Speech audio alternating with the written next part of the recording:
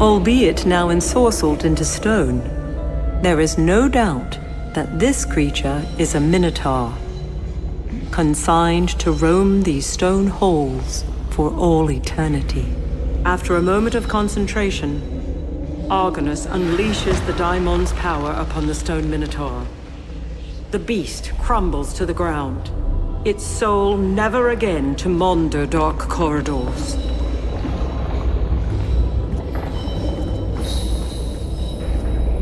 The rock in the center of this room has seen the work of a chisel, as if prepared to be a support or stand.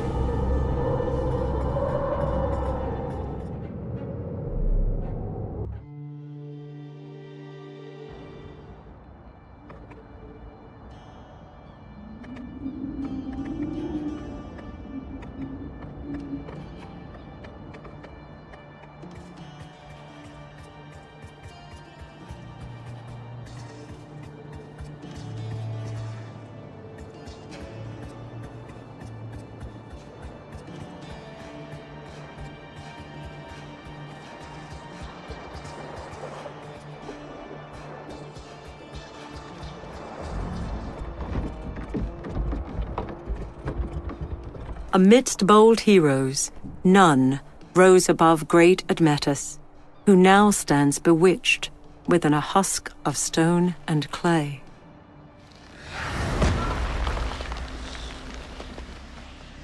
The hull of this ship has been crushed. Whether this was the result of sharp rocks is unclear.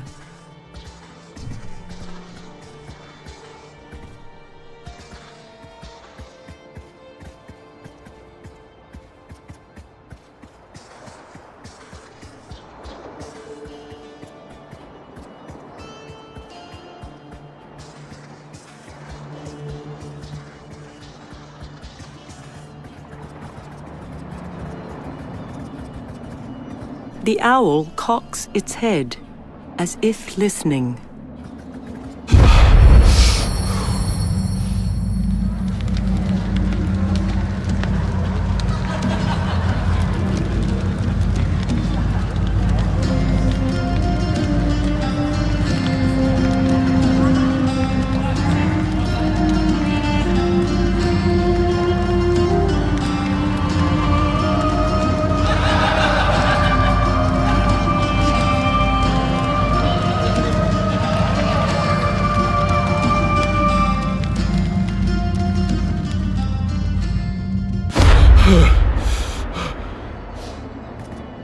This woman is further proof that none shall be spared the wrath set upon this isle.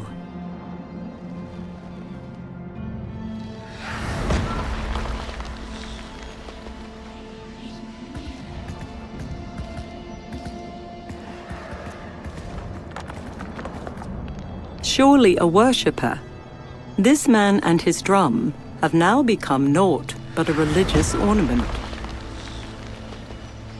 This woman was caught unawares, having been transformed to stone while playing for her god.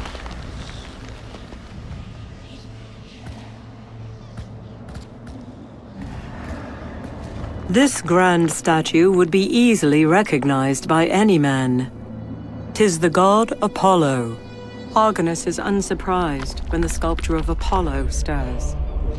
After all, He has come to expect such things upon this enchanted isle.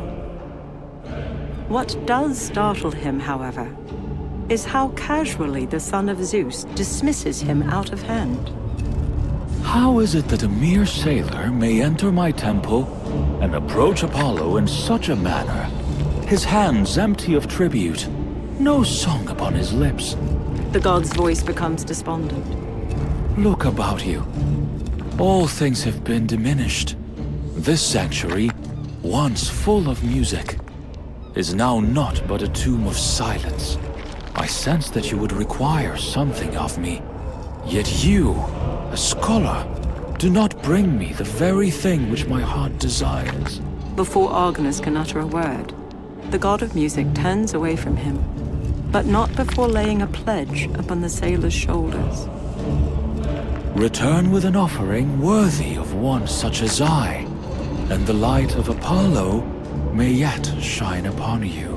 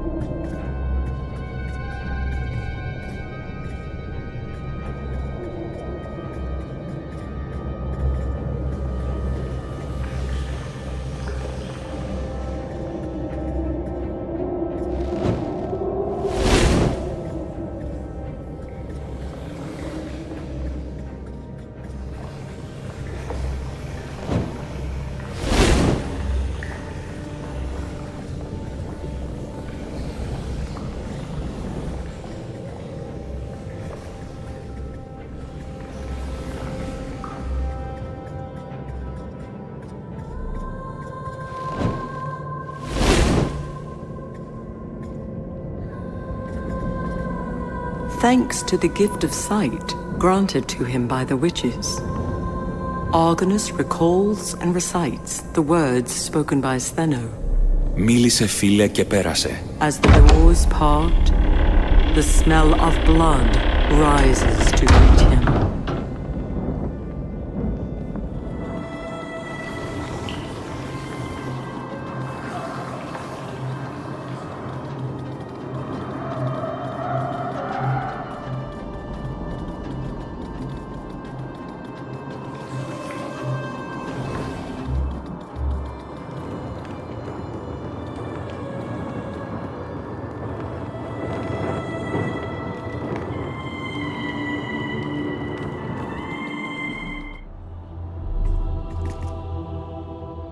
Rattled breathing leads Argonus to a broken form, half hidden against a stone wall within this dark chamber. When the figure finally speaks, her voice is soft and filled with pain.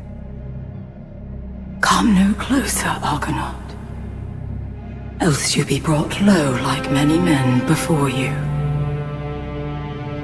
Even though I, Euryale, refused to let my gaze fall upon them, I offer no excuses, no defense.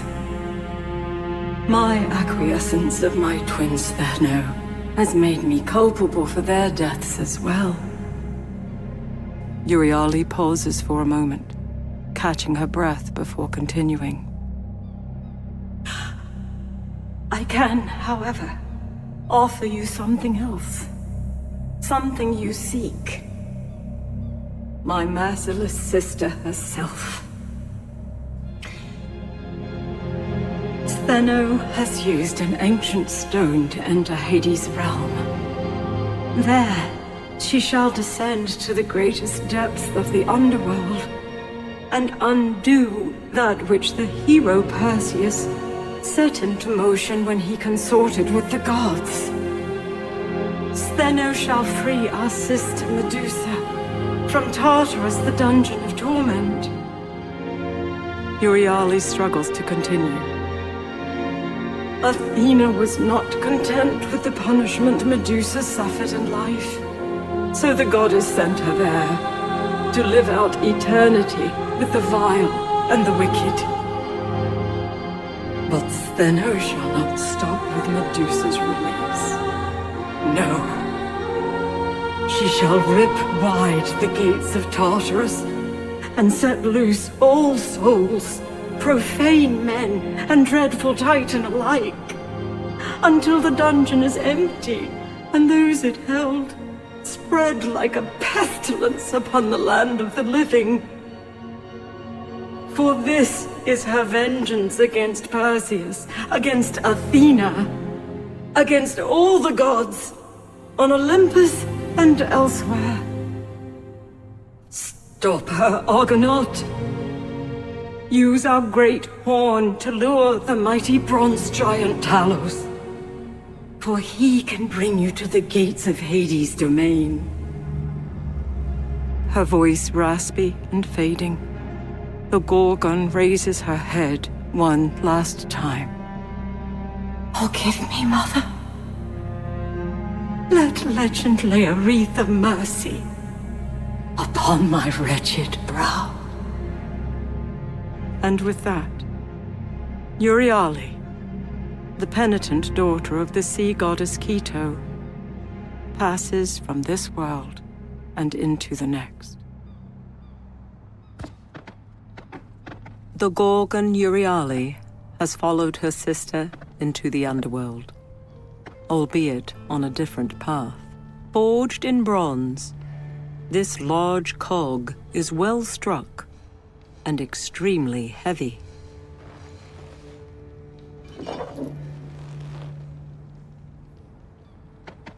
At first glance, this boat appears to be nothing more than a child's toy. However, upon closer examination, it is quite familiar. 'Tis the faithful Argo, his hand shaking. Argonus moves the model of his father's ship from shallow waters to the beach surrounding it. This area on the map represents the temple of the sea god Poseidon. Hera's temple, set just outside her golden orchard, can be seen here, fashioned of stone. The statue dedicated to Hades, lord of the underworld, can be found within the temple that this stone symbolizes. While far larger in life, gracious Hephaestus inhabits a stone statue within a similar temple. Though some features on this sculpture are difficult to discern, taken in its entirety, it is not. 'Tis a stone map of this very isle. The Temple of Apollo, vain god of music, has been sculpted and set here upon this map. The location of this temple is unknown, and therefore disconcerting. The statue dedicated to Hades, lord of the underworld, can be found within the temple that this stone symbolizes. A fantastic creature set at its crown, this wooden harp is a masterwork. Argonus strums the strings, producing a surprisingly melodic resonance. Made of obsidian, this stone is not only smooth, but warm to the touch.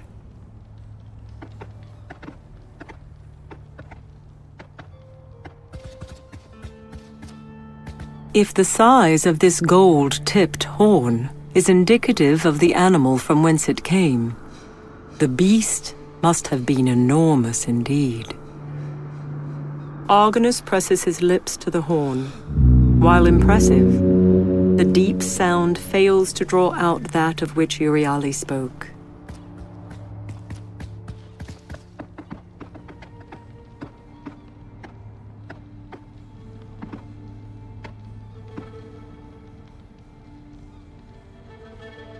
As soon as Argonus moves the stone to the temple, the room falters and everything goes dim.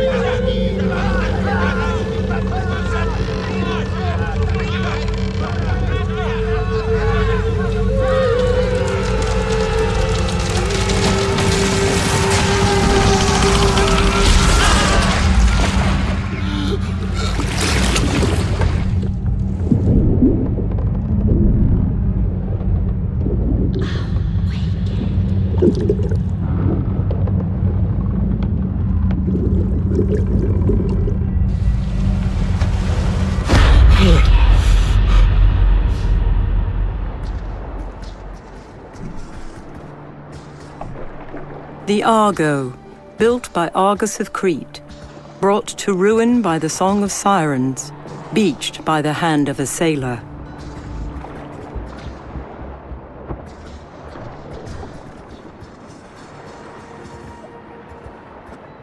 Both the turtle-shelled body of this lyre and its threaded strings are covered in sea salt.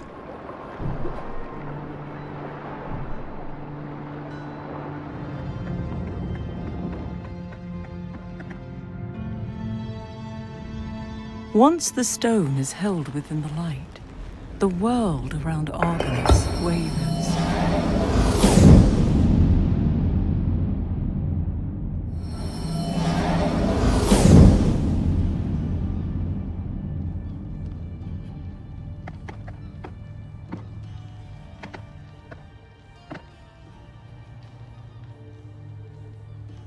As soon as Argonus moves the stone to the temple, the room falters and everything goes dim.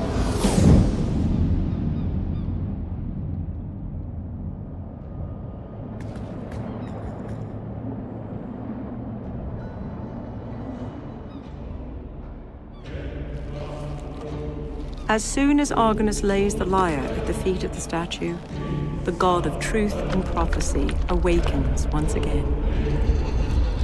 Apollo appraises the gift for a few moments before the stone lips part. Though its form is crude, and its strings are found wanting, you have done well to bring this lyre into my temple.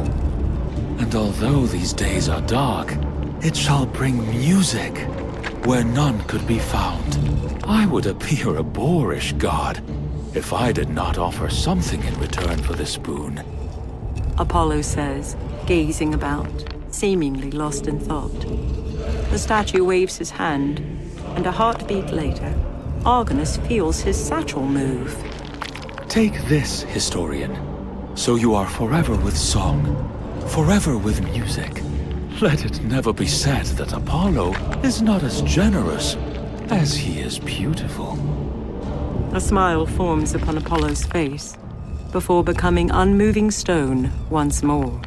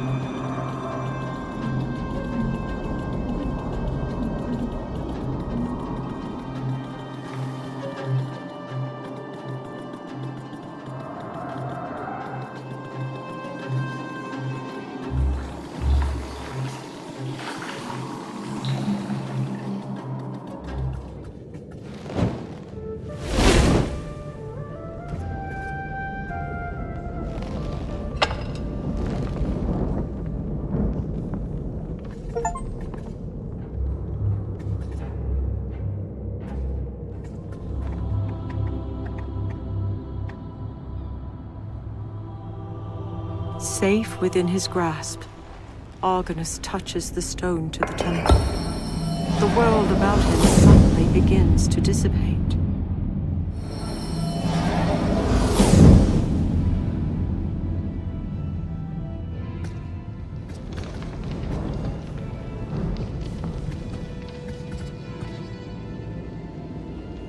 The stone is suspended in the light, but for a moment, before the world fades from sight.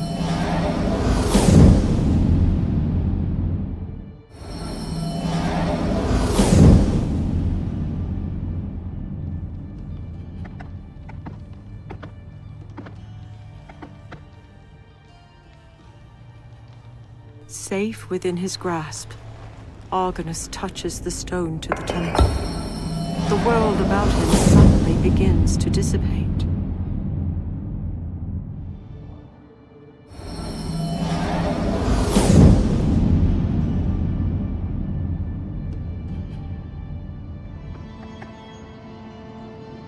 A few moments after the stone touches the light, the world around Argonus begins to swim.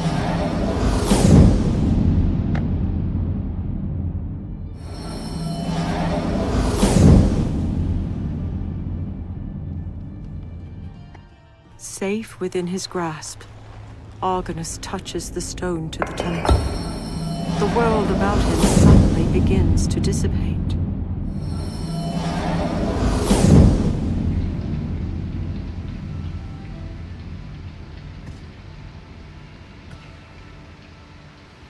A few moments after the stone touches the light, the world around Argonus begins to swim.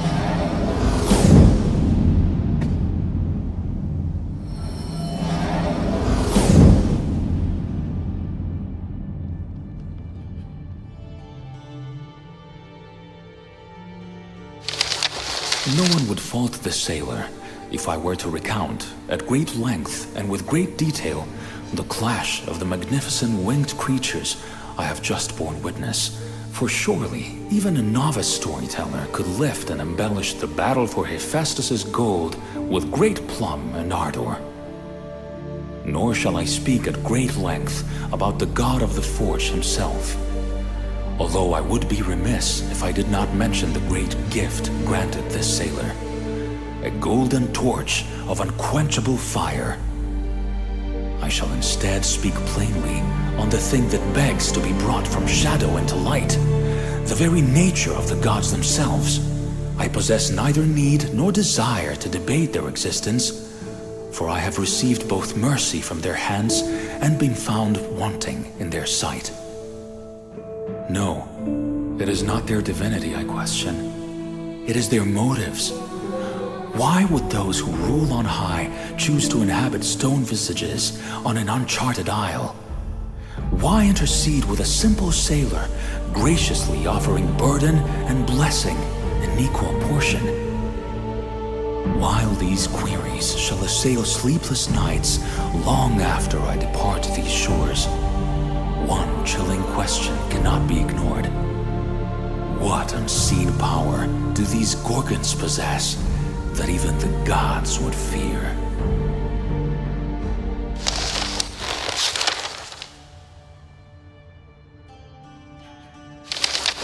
I am a fool, wandering in a desert, muttering words of salvation and revenge through parched lips.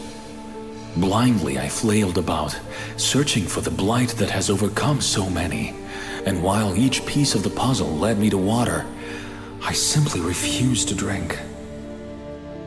The Lord Poseidon himself revealed the first, when he spoke of the son of Danae and of Zeus. And while I knew this to be Perseus, I failed to recognize Poseidon's anguish was not bound to the death of his servants, but rather his lover, Medusa. Then the twin Gorgons, whom I had seen in a great vision, while protected from the effects of their dreadful gaze by the eye of the Grey Eye. Did repentant Euryale not say that she wished to mourn her sister in peace? It is now obvious that she spoke of dread Medusa, a woman that legend reveals fair Athena once cursed to wear a brow of vipers and turn men to stone. The goddess herself, when first met, readily admitted her hand stirred the waters of spite and vengeance. Now I see clearly that this sailor must do more than prevent the death of his shipmates. I must stop this dread ripple from becoming such a great wave as to pour unhindered from Hades' realm and drown all I hold dear.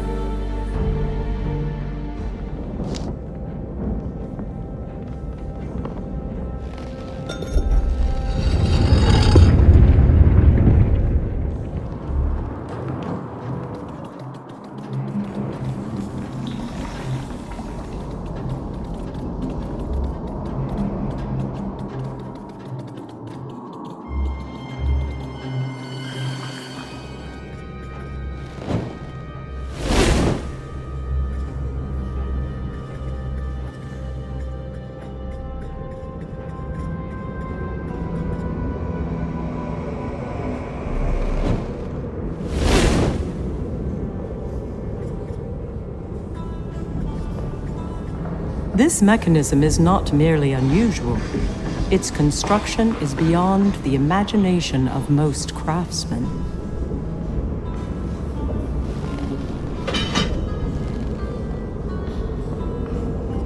A well-worn wooden handle extends from the machinery.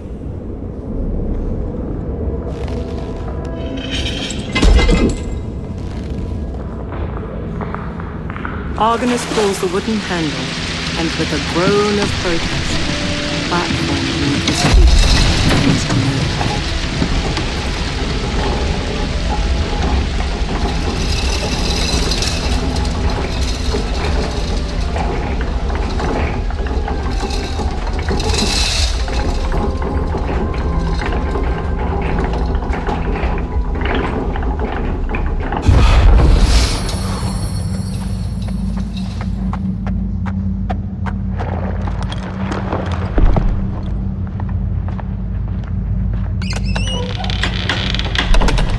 Fair Athena, I have returned. Reveal yourself to me, as your servant awaits. I am here, Perseus. Do not be afraid. Did you accomplish the task I set before you? I have, my lady. The Grey Eye revealed the location of Hera's nymphs, who in turn provided me with the sack you see before you. And what of the other labors? I have fulfilled them as well. Winged sandals from Hermes, a dark helm from Hades, and from your father, a great sword. Well done, Perseus. But even all of this will not be sufficient to cleave Medusa's head from her shoulders. A final gift, a polished shield of gold. Use it wisely, else the Gorgon's gaze shall be your downfall. Now go, my warrior, and finish it.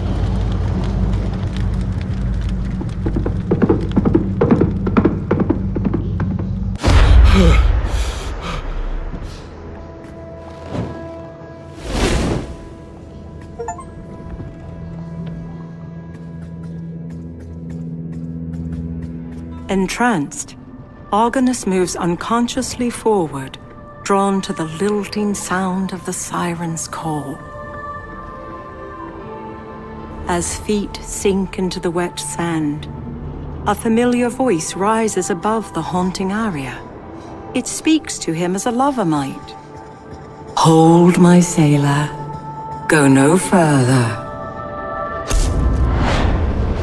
Argonus is knocked to the earth as a rift opens in the sky, and a goddess once again steps into his mortal world, blocking the path ahead. The beckoning ballad momentarily fades from his ears, only to be replaced by Athena's words of quiet rebuke. Argonus, she says, shaking her head, her eyes kind. Is this what fair Athena has become? A map-maker's keeper? A deliverer of historians? You, of all men, Know that no living creature can resist the web that the daughters of Akaloa spin. The siren's song would surely lead you to ruin. For your sake, and that of your countrymen, I simply cannot let you pass. And with that, Athena, the goddess of reason, becomes a silent sentinel before a stunned sailor of the Argo.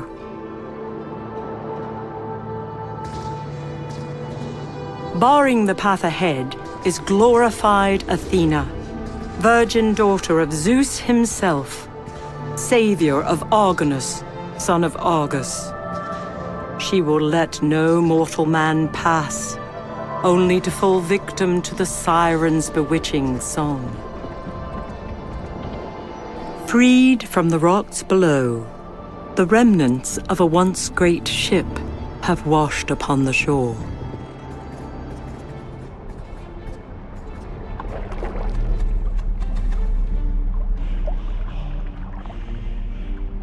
Hoping that he has guessed correctly, Argonus removes the heart from his satchel and plunges it between ancient ribs. Sensing its master, the skeleton turns hollow eyes toward the sailor, beats sword against shield, and obediently follows.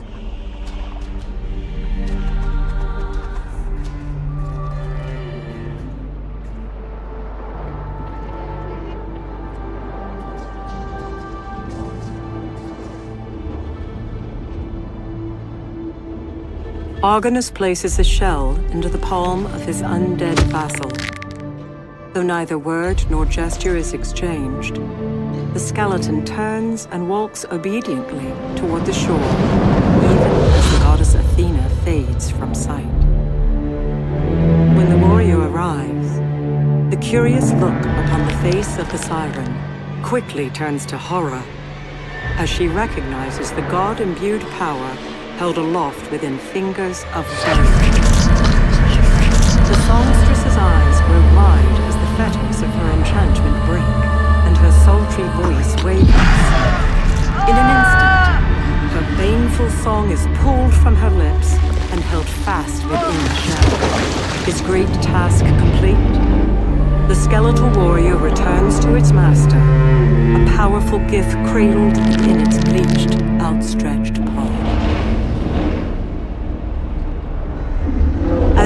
Argonus takes the shell from the skeleton's bony grip. The Hydra's heart within its breast shatters. Its work done, the warrior becomes quiescent once more, as if awaiting orders from the very gods themselves. This shield, forged long ago in bronze, bears the crest of the Hydra.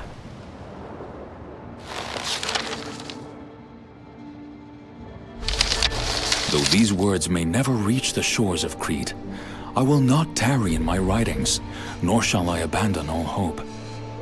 For despite my frailties, my foolish nature, I have found favor in the sight of the gods themselves, and one in particular, a goddess. Who am I that fair Athena would appear before me, clad in glory, full of providence and grace?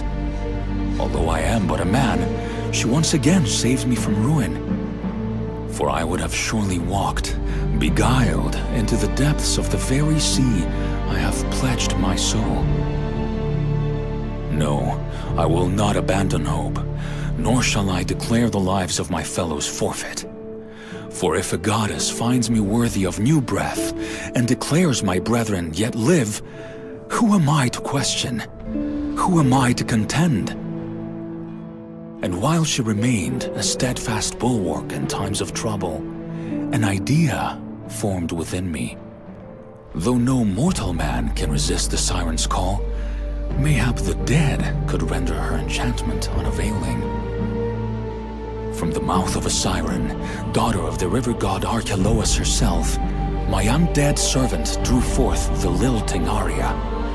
Thus a great labor that began with a beating stone heart and ended with a captured beguiling song was fulfilled.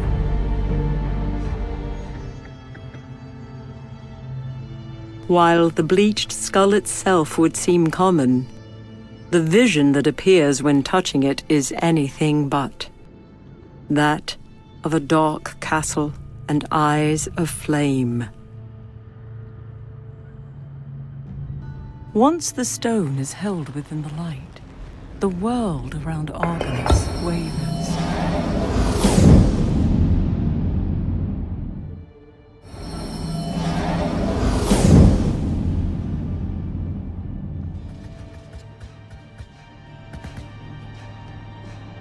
Remembering Euryale's dying words, Argonus holds Apollo's gift to the mouth of the massive ram's horn.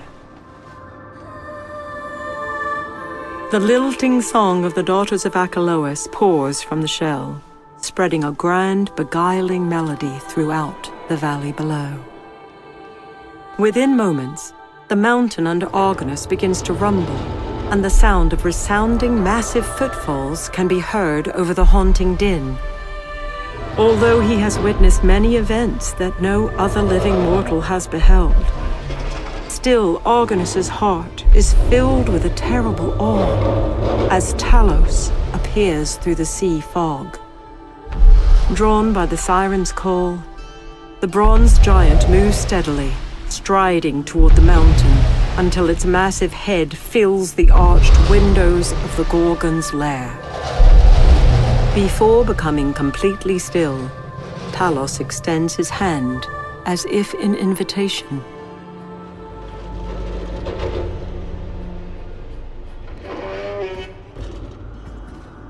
Sensing a finality to his quest, Argonus does not disappoint the giant.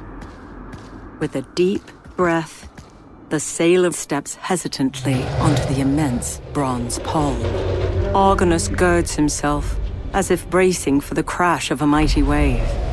And great Talos turns from the mountain and begins moving once again. As the giant lumbers, far above the dark sea below, the air around Argonus becomes heavy, and the skies part at the bidding of his guardian goddess. Athena, once again revealed in glory, smiles as she speaks. Argonus, my hero, my warrior. You have done what no man has done before you. Yes, you are nearly there. But where you now go, fair Athena cannot. Do not lose heart, for my promises are true, and your brethren await you. Again I say, do not despair, for you have proven yourself time and again, and neither Stheno nor the gates of Hades' realm can hinder you. The goddess lifts her hand in a final blessing as the rift closes about her and she fades from view. Fare thee well, sailor of the Argo. Fare thee well.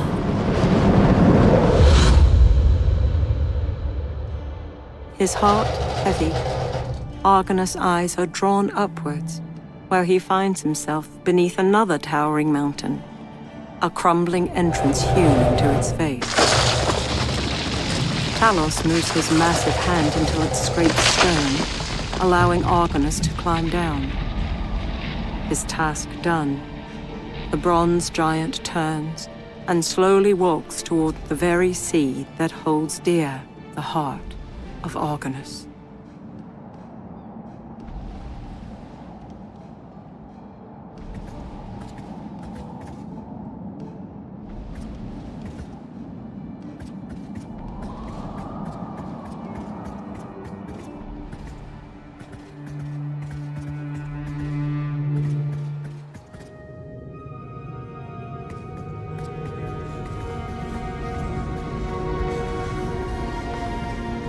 Book 5.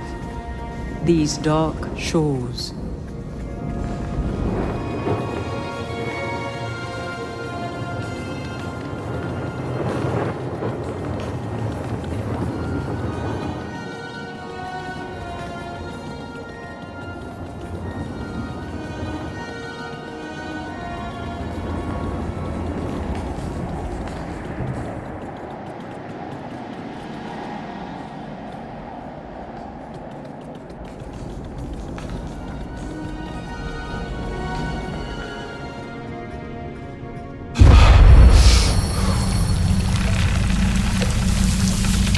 Stand aside, Charon.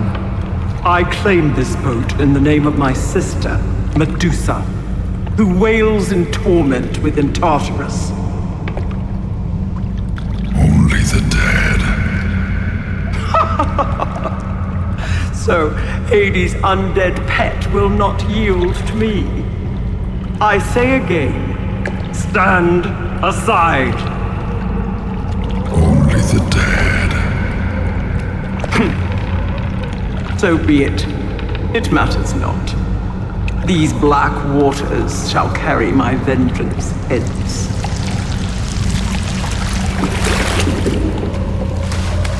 I shall return, boatman, with the hosts of the dead in my wake.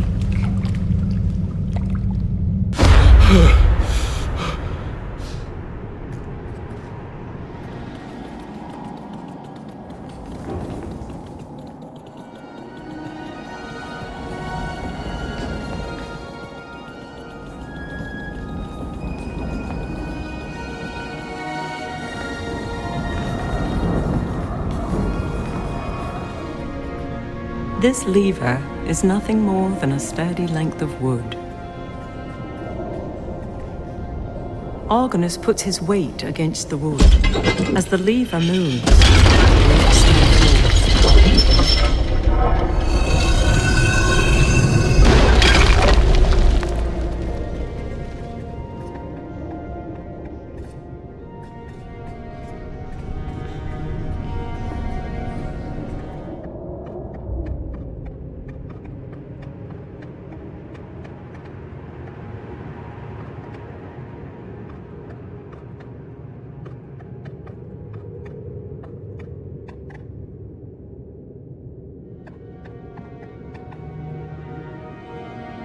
A few moments after the stone touches the light, the world around Argonus begins to swim.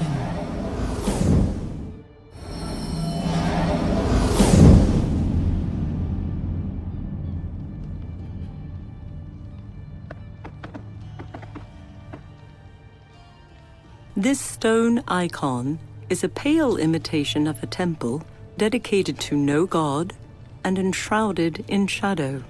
As soon as Argonus moves the stone to the temple, the room falters and everything goes dim.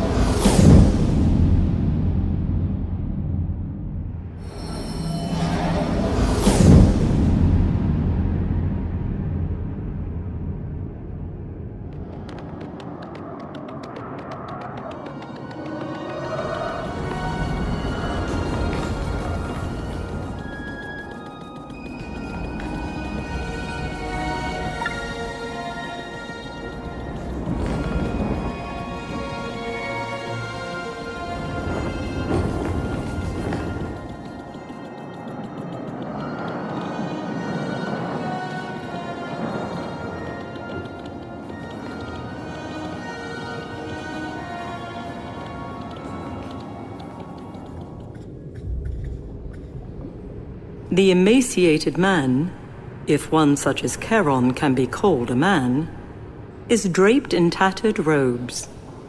His skeletal hand is wrapped about an intricately carved rowing oar. Argonus contemplates boarding the skiff, but then remembers that the ferryman to the underworld requires a payment for passage.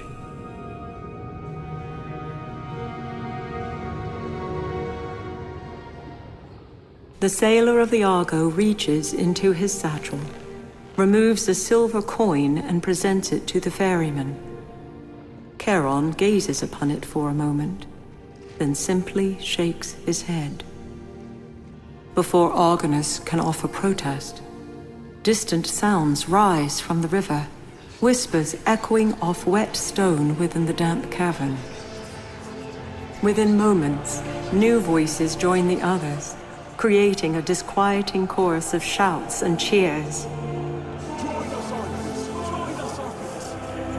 Hail the son of Argus! Argonus! He has freed us!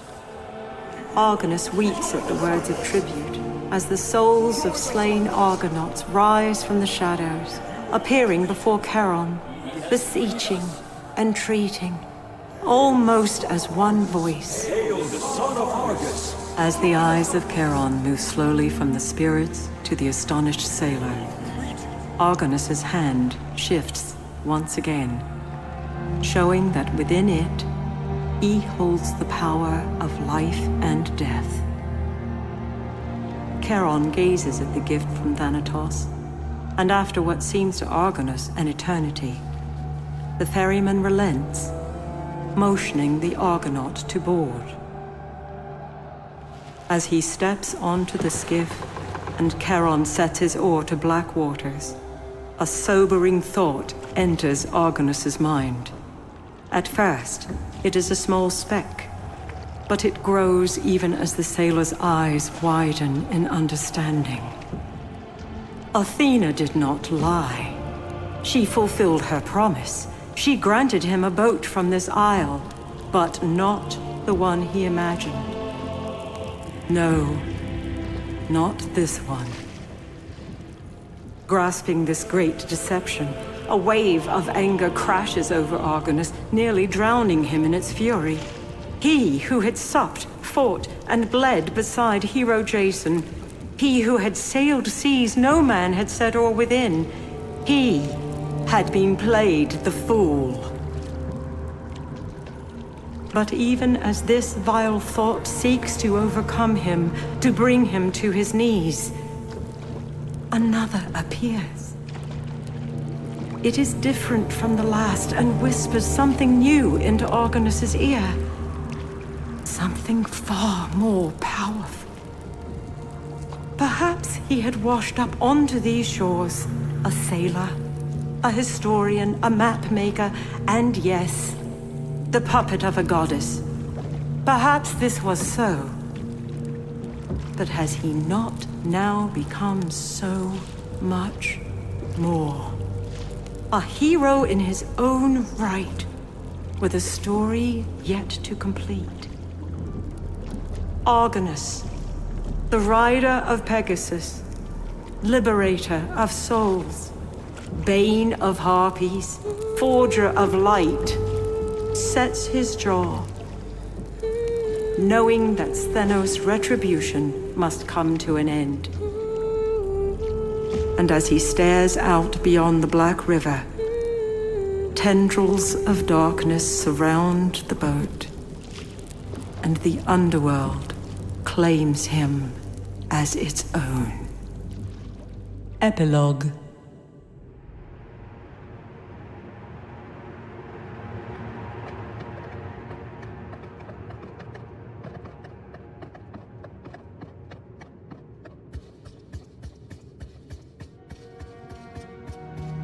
Thanatos, the servant of Hades, the diamond lifts his hand and speaks. Well done, Argonaut, for thou hast accomplished that which I could not. When my lord Hades recalled me to his realm, mighty Thanatos obeyed, for he is master, and I servant. Yet I am also the shepherd of the dead, and to abandon the souls of that isle went against my very nature. Thanatos looks about before addressing the sailor once more. The Gorgon is just beyond where thou dost now stand, and though thy courage is great, it will not be enough to hinder her. As I am in thine debt, Thanatos will now repay. Gird thyself for what is ahead, sailor of the Argo. And with that, the diamond fades into the darkness.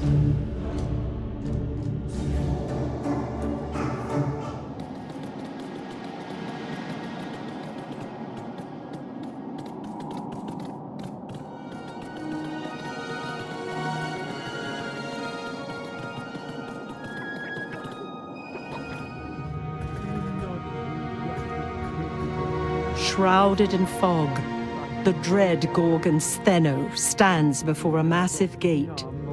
The gate to Tartarus, dungeon of torment. A mysterious chant falls from her lips as she gestures wildly.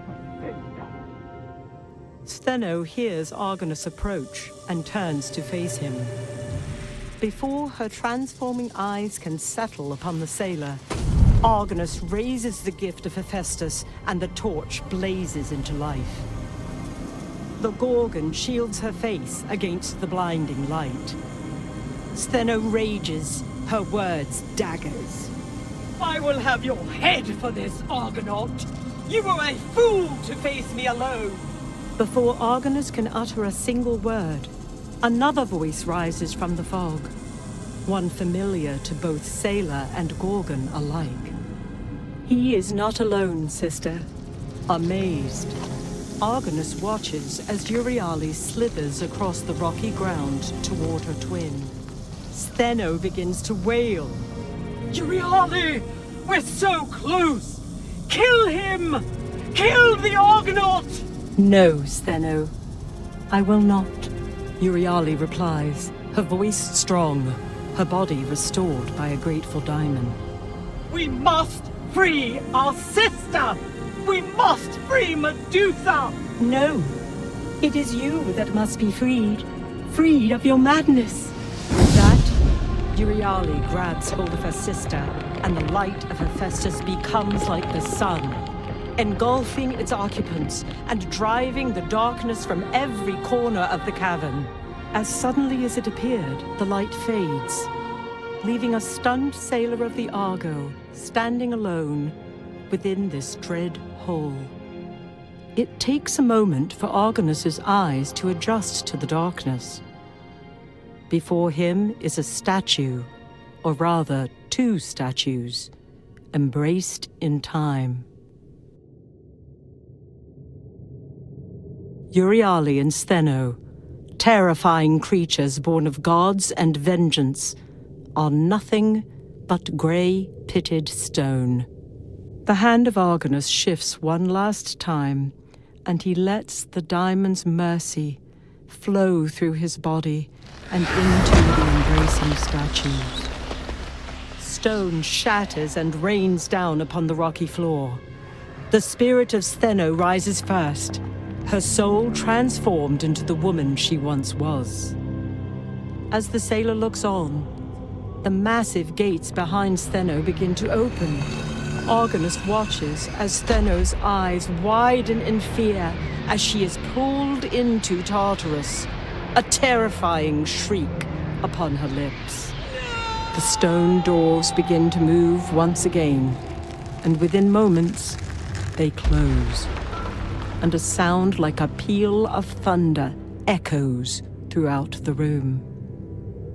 The Gorgon's screams become distant until they, too, fade from his ears.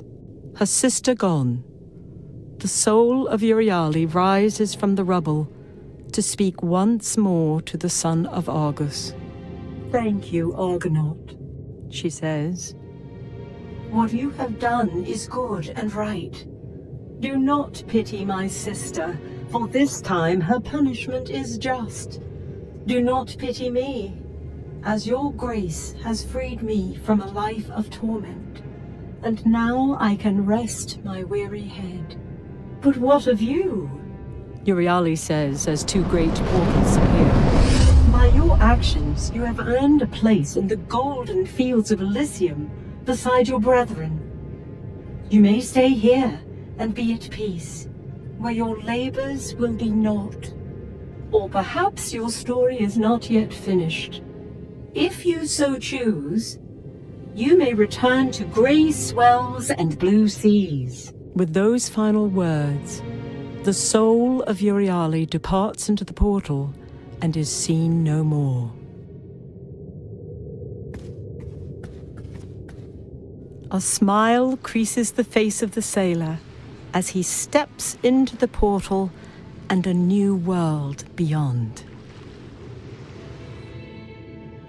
Now, bend your ear one last time to Calliope, lover of Ares and muse of much renown.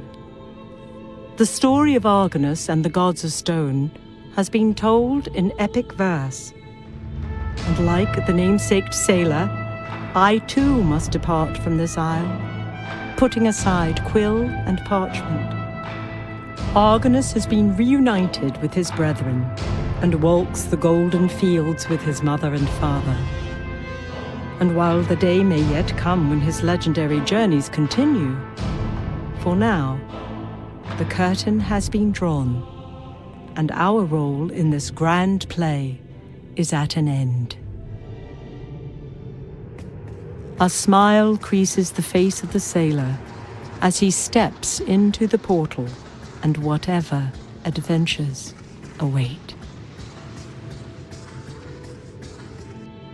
Now bend your ear one last time to Calliope, lover of Ares and muse of much renown.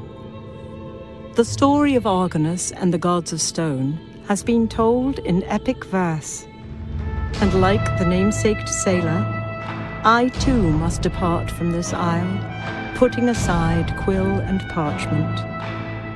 Argonus has fashioned a mighty ship, manned by a new crew of Argonauts, and tirelessly recounts his adventures upon the uncharted isle of Mythos. And while his legendary journeys continue, the curtain has been drawn, and our role in this grand play is at an end.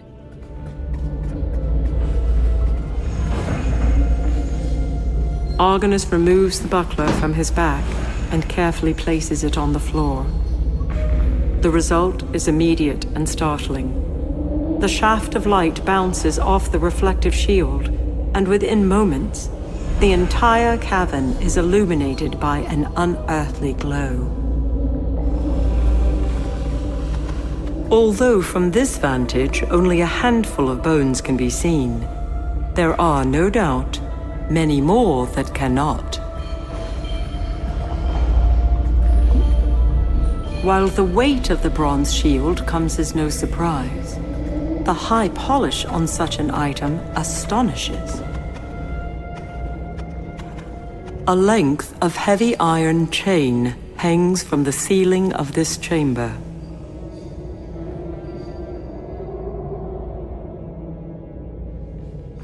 The rusted chain is no match for the enchanted sword. As iron links fold, a loud crash shakes the chamber, and the horror that was held captive high above settles on the stone floor below. This lad is none other than Leodocus, son of Pero, who in turn was daughter of Neleus. How he entered into this labyrinth shall now forever be a mystery.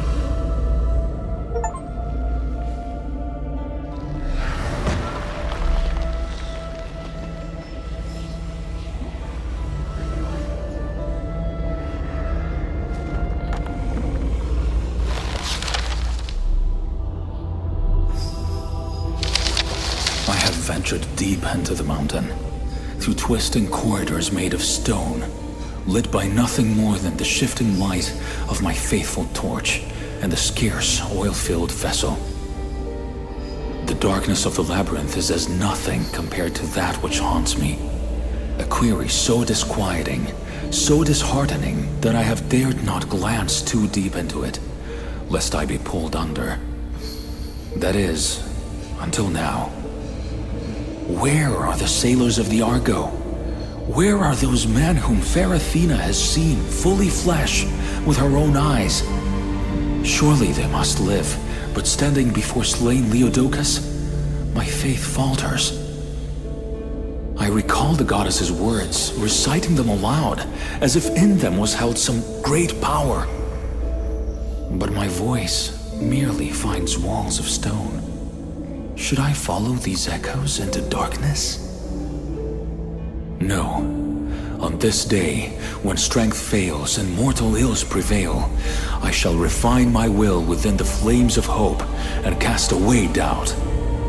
For if I do not, and succumb to unbelief, what then shall become of my valiant companions?